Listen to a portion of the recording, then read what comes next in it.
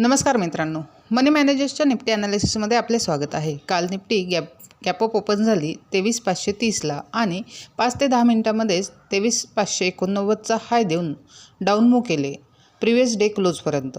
साधारण 11 वाजेला 23,426चा लो बनवला आणि क्विक अप मूव्ह करत 23,580 जो अपसाईड हर्डल होता तो ब्रेक केला आणि 23,640 पहिले टार्गेट आणि 23,760 दुसरे टार्गेट हिट केले।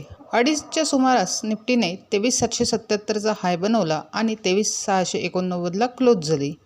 आपण वर्तवल्याप्रमाणे 23,580 ही लेवल ब्रेक करून निफ्टीने एक चांगली अपमूव्ह दिलेली आहे। आता उद्यासाठी बघितले तर 23,790 ही एक महत्त्वाची लेवल आहे आणि 23,580 जो अपसाईड हर्डल होता तो आता सपोर्ट असणार आहे। जर 23,790 वरती ब्रेक केले आणि 15 मिनिट 23,840च्या वर निफ्टीने सस्टेन केले तर 23,960 पहिले टार्गेट आणि 24,100 दुसरे टार्गेट हिट होऊ शकते।